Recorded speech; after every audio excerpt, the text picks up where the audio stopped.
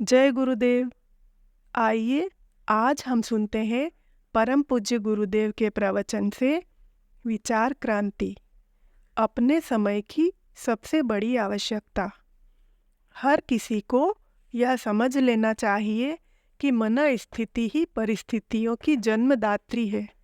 चेतना के स्वस्थ स्तर का प्रमाण परिचय विचार प्रवाह के आधार पर आंका जाता है। साधनों की न्यूनाधिकता ही अनुकूल प्रतिकूल परिस्थिति के नाम से जानी जाती है। साधन शरीर द्वारा जुटाए जाते हैं। चेतना आकांक्षा उत्पन्न करती है और चेतना के सहारे ही शरीर की सत्ता बनी रहती है। निष्प्राण हो जाने पर शरीर अपनी समूची क्रियाशीलता को खो बैठता है और मरण के उपरांत तुरंत ही सड़ने गलने लगता है। इस बात को ध्यान में रखते हुए स्वजन संबंधी अंत्येष्टि क्रिया द्वारा मृत शरीर को यथासंभव जल्दी ही समाप्त करने का प्रयत्न करते हैं। एक जैसी परिस्थितियों में जन्मे मनुष्यों में से कुछ उन्नति के शिखर स्तर तक जा पहुँचते हैं और कितने ही रोती कलपती स्थिति में दुर्दशाग्रस्त बने रहते हैं। इस अंतर का कारण न तो समाज है और न वातावरण। साधन ही यदि सब कुछ रहे होते तो एक जैसी परिस्थितियों में जन्मे पले मनुष्यों का भविष्य एक जैसा ही बनना चाहिए था, पर ऐसा नहीं होता। मन स्थिति ही प्रेरणाओं का प्रवाह पैदा करती है। वह ही शरीरगत क्रियाकलापों को इधर से उधर घसीटती फिरती है। योग्यता, क्षमता और दक्षता की स्थिति विचारधारा के अनुरूप ही सुविकसित अथवा अनाथ स्थिति में बनी रहती है। इसी आधार पर परिस्थितियां भी बनती, बिगड़ती और बदलती रहती है। इसीलिए मनुष्य का स्तर एवं भविष्य उसकी मन स्थिति पर पूरी तरह अवलंबित देखा जाता है। इन दिनों व्यक्ति और समाज को अनेक प्रकार की कठिनाइयों से, समस्याओं से, चिंताओं, आशंकाओं से और विपन्नता से ग्रस्त देखा जाता है। उसका दोष यूँ साधन सामग्री के अभाव पर थोपा जाता है और परिस्थितियों के कारण यह सब हुआ माना जाता है। सुधार के इच्छुकों का प्रयास भी यही रहता है कि परिस्थिति बदलने के लिए साधनों को विपुल मात्रा में जुटाया जाए। यह बात एक सीमा तक ही सही हो सकती है। इसमें संदेह करने की गुंजाइश इसलिए बहुत है कि तथाकथित सुसंपन्न लोग भी अनेक शारीरिक, मानसिक, आर्थिक एवं सामुदायिक विपन्नताओं से घिरे पाए जाते हैं। दुर्व्यसनों के, विग्रहों के, कुटेवों के और अनाचारणों के शिकार समुन्नत कहे जाने वाले ही अधिक पाए जाते हैं। देखने वालों को उनका वैभव चकाचौंध जैसा दिख सकता है, पर जिस पर बीतता है वह जानता है कि उन्हें सामान्य लोगों की तुलना में ईर्ष्या से लोक आक्रमणों तक का, असंतोष से लेकर विक्षोभ तक का कितना अधिक भार वहन करना पड़ता है। वे किस बुरी तरह घुटन सहते और जख मारते देखे जाते हैं। इसका कारण वैभव की कमी या अधिकता नहीं है, वरन उसके कारण उठने वाले उद्वेगों ने ही त्रस्त कर रखा है। विवेचना करने पर स्पष्ट हो जाता है कि विचार विकृति किस बुरी तरह हर किसी को सताती और गिराती पाई जाती है। विडंबनाओं का स्रोत कहाँ है? भूतकाल की तुलना में आज मनुष्य समुदाय कहीं अधिक सुविधा साधनों से संपन्न है। यदि इन विपुलताओं का सदुपयोग कर सकने वाली विवेकशीलता भी विद्यमान रहती तो इस उन्नतिशीलता से संपन्न समझे जाने वाले समय में हर किसी को अपेक्षाकृत अधिक सुखी, समुन्नत और सुसंस्कृत पाया जाता। पर स्थिति आशा अपेक्षा की तुलना में सर्वथा विपरीत ही दिख पड़ती है। चैन से रहने और रहने देने का सुयोग किसी भी क्षेत्र में नहीं बन पड़ रहा है। विश्व व्यवस्था की वर्तमान स्थिति पर दृष्टिपात करने से प्रतीत होता है कि बढ़ता प्रदूषण, युद्धोन्माद, विकिरण, अपराधों की अभिवृद्धि, जनसंख्या विस्फोट, पर्यावरण आदि अनेक संकटों से संसार को बुरी तरह जूझना पड़ रहा है। जनसाधारण भी दुर्बलता, रुग्णता, अशिक्षा, दरिद्रता आदि के कुचक्र में पिस रहा है। समस्याएं, उलझने, विपत्तियां अपने अपने ढंग से हर किसी को हैरान कर रही है। स्नेह सौजन्य के लिए हर किसी को तरसना पड़ रहा है। चिंताएं, आशंकाएं जन जन के मन को आतंकित किए हुए है। और भी बहुत कुछ ऐसा हो रहा है जिसे अशुभ एवं अनुचित ही कहा जा सकता है। यह सब क्यों हो रहा है, इस प्रश्न पर विचार करने वालों को हतप्रभ हो जाना पड़ा है। प्रगति युग के नाम से प्रख्यात अपने समय में जब विज्ञान ने अनेकानेक सुविधा साधन उपलब्ध करा रखे हैं, तो फिर वह अभावग्रस्तता कहाँ से उपज पड़ी, जिसके कारण उचित अनुचित सब कुछ कर गुजरने के लिए लोगों को आकुल व्याकुल होकर रहना पड़ रहा है। जब बुद्धिवाद ने अनेकानेक रहस्यों को खोज निकाला है और अभिनव प्रतिपादनों का अंबार लगा दिया है, तो फिर इस पथ भूले बंजारे की तरह कष्टदायक भटकाव क्यों सर्वसाधारण को संत्रस्त किए हुए है। मोटी दृष्टि से इन पहेलियों के अनेक कारण और अनेक भिन्न भिन्न हल सूझ पड़ते हैं, पर जब गहराई में उतरकर वस्तु स्थिति जानने के तात्विक प्रयत्न किए जाते हैं, तो एक ही अति स्पष्ट और नितांत निर्विवाद कारण उभरता है कि उपलब्धियों के दुरुपयोग में दुर्बुद्धि का बोलबाला हो चला है। अचिंत्य चिंतन अपनाने की मानसिकता बन गई है।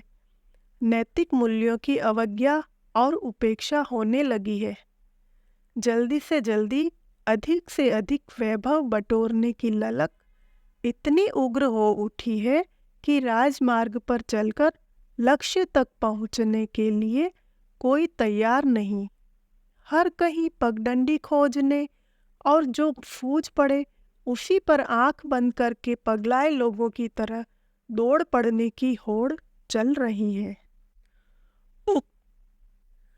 उक्त स्थिति में जो उचित था उसे छोड़कर आतुरता की मना स्थिति में कुछ भी कर गुजरने की रीति नीति चल पड़ी है। उसी बदहवासी में ऐसी मन स्थिति बन गई है जिसमें अनर्थ अपनाए बिना चैन ही नहीं पड़ता। उसी में लाभ समझा जाता है और वही इष्ट अभिष्ट बनकर ऐसी स्थिति उत्पन्न कर रही है जिसमें तात्कालिक लाभ के अतिरिक्त और कुछ सूझता ही नहीं। इसकी परिणति कुछ ही समय बाद क्या होगी, इस संदर्भ में शांत चित्त से सोचने की किसी को फुर्सत ही नहीं है। यही है वह अर्धविक्षिप्तता जिसके चंगुल में फंसे होने से छोटे से लेकर बड़े तक के सिर पर अपने अपने ढंग की सनक सवार है। उन्हीं के कारण ऐसे अनाचरण भी अपना लिए गए हैं जो विपत्ति के अतिरिक्त और कुछ उत्पन्न कर ही नहीं सकते। वस्तु स्थिति को और भी स्पष्ट करनी हो तो आज के विग्रहों का उत्पादन केंद्र बुद्धि विभ्रम या आस्था संकट के नाम से जाना जा सकता है। यही है वह विभ्रम जिसके कारण उल्टे पैरों उल्टी दिशा में चल पड़ने जैसी स्थिति बन गई है। स्पष्ट है कि चिंतन ही कर्म के रूप में परिणत होता है। उसके कारण भली बुरी परिस्थितियां उत्पन्न होती है। जो कुछ उगता है वह धरती की ही देन होती है। इसी तरह जो कुछ भी सामने आता है वह वस्तुतः अपनाई गई गतिविधियों की ही परिणति होती है। अस्तु अपने भाग्य का निर्माता स्वयं होने के शाश्वत सत्य को ध्यान में रखते हुए इसी निष्कर्ष पर पहुंचना पड़ता है कि विकृत मन स्थिति ही एकमात्र वह कारण है जिसने अनेकानेक संकटों के तूफान खड़े कर दिए हैं। अन्यथा जब पुराने समय में स्वल्प साधनों के रहते लोग हंसते हंसाते खिलते खिलाते जीवन जीते रहे, तो अब साधन सुविधाओं की विपुलता होते हुए भी व्यक्ति को विपन्न और समाज को उद्विग्न स्थिति में दिन गुजारने का अन्य कोई कारण हो ही नहीं सकता था। कारगर उपचार कैसे हो? यूं असंख्य समस्याओं के अनेक समाधान सोचे जा सकते हैं और उनके लिए अनेक उपक्रम भी अपनाए जा सकते हैं। इस खोजबीन में अनेकों मूर्धन्य जुटे भी रहते हैं, पर यदि धीर गंभीर होकर सोचा जा सके तो बात ऐसी ही दिख पड़ेगी जैसी कि कस्तूरी वाले हिरण को सुगंधि उपलब्ध करने के लिए दिशा दिशा में भटकन अनुभव करनी पड़ती है और निराशा के साथ साथ थकान की दोहरी मार से दम तोड़नी पड़ती है। परिस्थितियों का उत्पादन मन स्थिति के स्रोत से होता है। यदि इतनी मोटी बात समझ ली गई होती तो समाधान के लिए अनेकानेक उपचार अपनाने की अपेक्षा उसकी जड़ ही पकड़ में आ जाती। विकृत चिंतन को निरस्त करने का काम ही संपन्न कर लिया जाए तो वह सब कुछ बदल जाएगा जो मानवीय गौरव गरिमा के न तो अनुरूप है और न अनुकूल। रोगी को प्राण संकट से उबारने के लिए इमरजेंसी उपचार तत्काल किया जाना आवश्यक होता है। इस समय एक ही निर्धारण यह है कि जनमानस के परिष्कार को सर्वोपरि प्राथमिकता दी जाए। विचार क्रांति को समस्त उपलब्धियों की तुलना में अधिक महत्वपूर्ण और आवश्यक मानते हुए उसी लक्ष्य भेद पर समग्र कौशल को केंद्रित किया जाए। लोकमानस को सही मार्ग पर चलने के लिए यदि सहमत किया जा सके तो समझना चाहिए कि अगणित संकटों का समाधान मात्र एक ही उपचार से संभव हो गया। समझा और समझाया जाना चाहिए कि जब शरीर यात्रा का निर्वाह थोड़े समय के थोड़े से परिश्रम से ही संभव हो सकता है, तो सोने के भंडार जमा करने के लिए लालायित होने का क्या औचित्य है। अधिक बटोरना, अपने सिर पर असहनीय भार लादना और उसे खींचने में समूची क्षमता गंवा बैठना भला किस प्रकार बुद्धिमानी का चिन्ह हो सकता है। गुंजाइश से अधिक चटोरेपन से प्रेरित होकर पेट में अभक्ष्य ठूंसते रहा जाए तो दर्द उल्टी होना ही चाहिए। कभी कभी तो प्राण संकट तक आ खड़ा हो सकता है।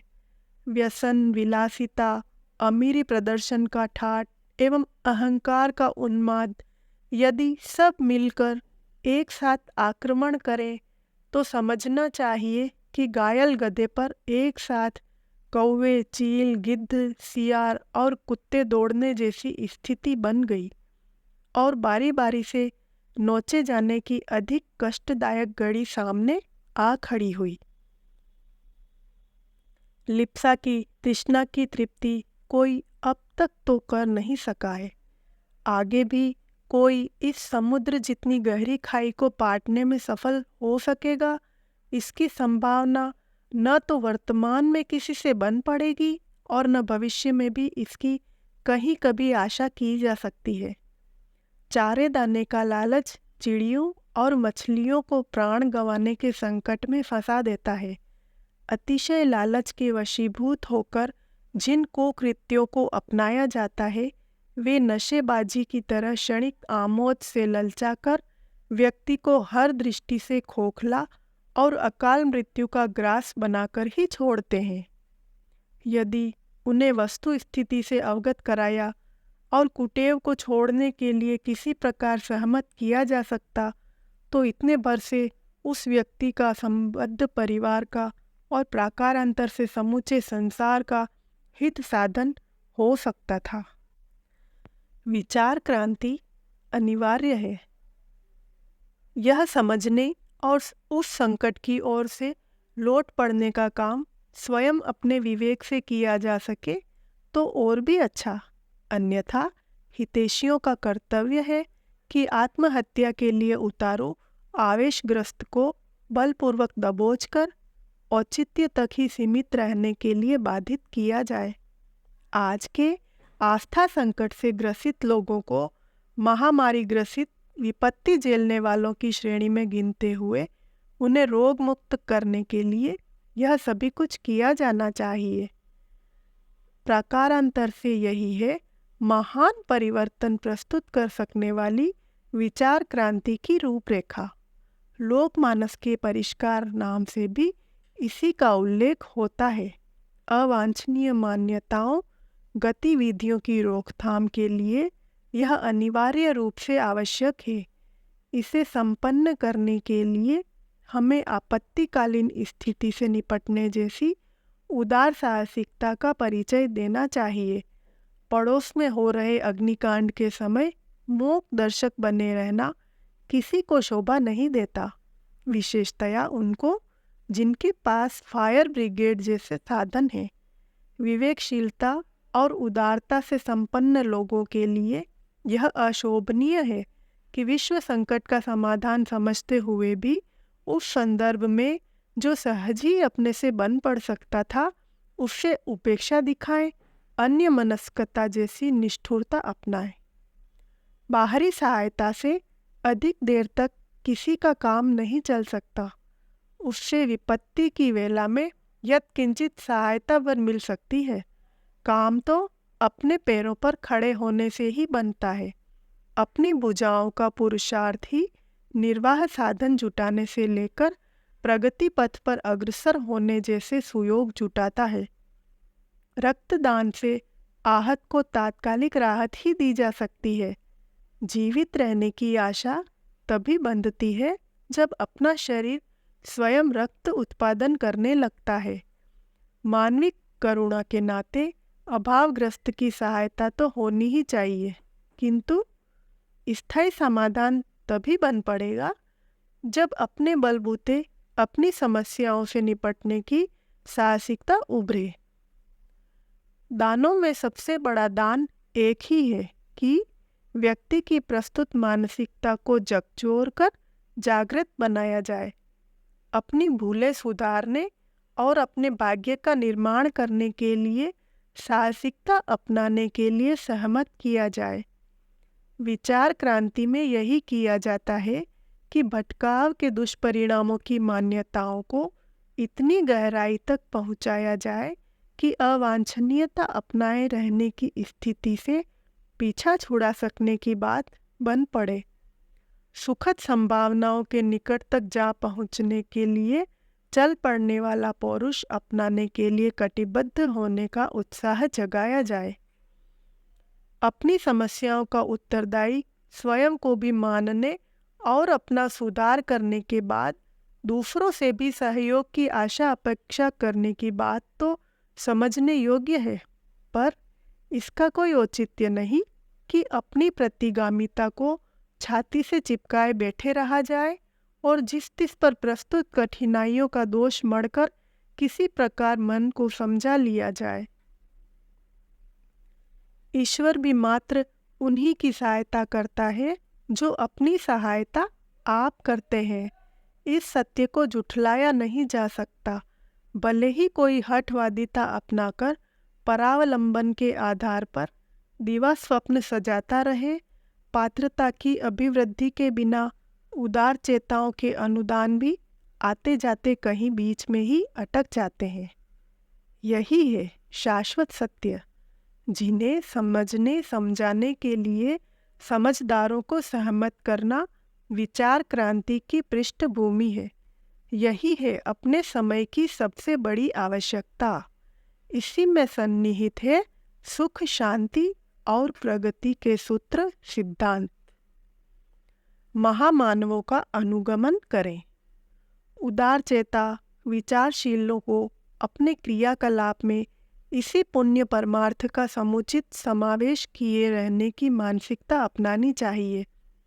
पुरातन काल के परमार्थी महामानव यही करते भी रहे हैं। स्वयं औसत नागरिक स्तर का निर्वाह अपनाने वाला लोक सेवी संपदा किस प्रकार कितनों को बांटे? जो जिसके पास है ही नहीं, वह उसे लाए कहाँ से?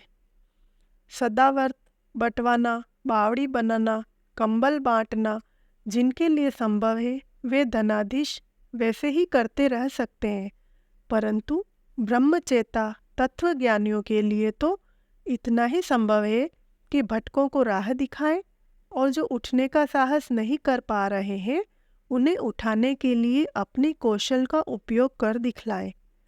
मन स्थिति बदल जाने पर परिस्थितियों का बदल जाना सुनिश्चित है।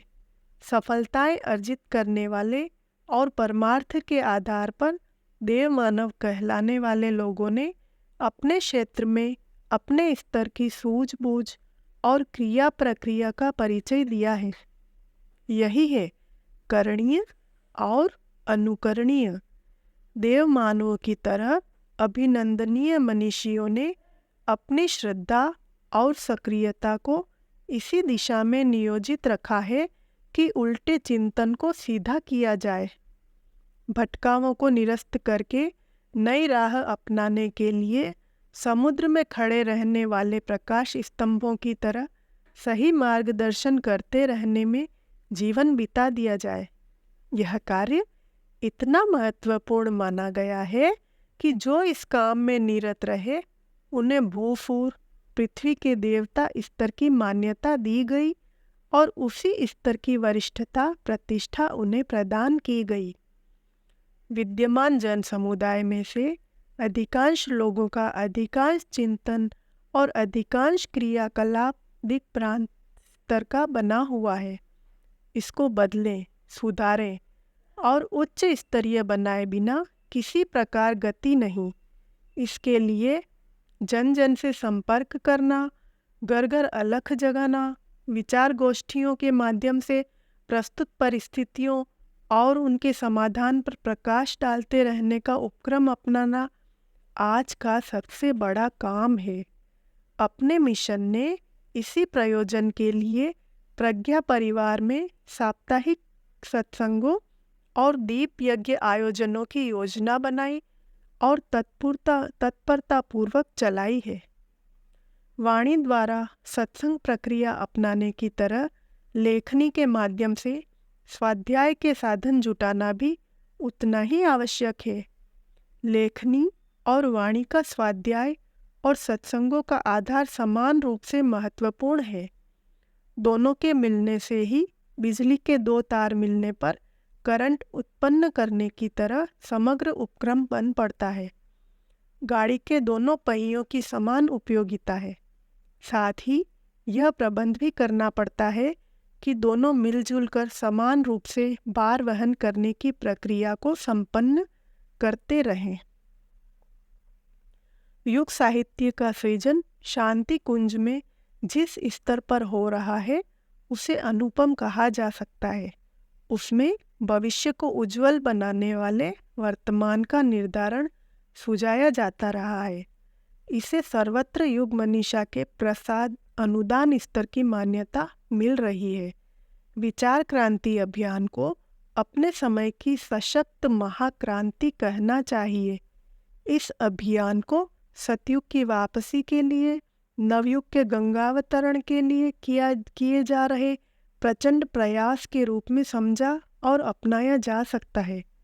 अच्छा हो युग धर्म को पहचाना जाए और भावनाशील वर्ग को युगांतरीय चेतना के साथ संबद्ध किया जाए। वरिष्ठों के सम्मिलित प्रयासों की इन दिनों महती आवश्यकता है। इसकी भागीदारी का सुयोग प्रत्येक प्राणवान को उपलब्ध कराया जाना चाहिए, विशेषतया तब जबकि वह अवसर स्वयं उनके अनेक अरमान लिए अपने ही द्वार पर आ खड़ा हुआ है। जय गुरुदेव।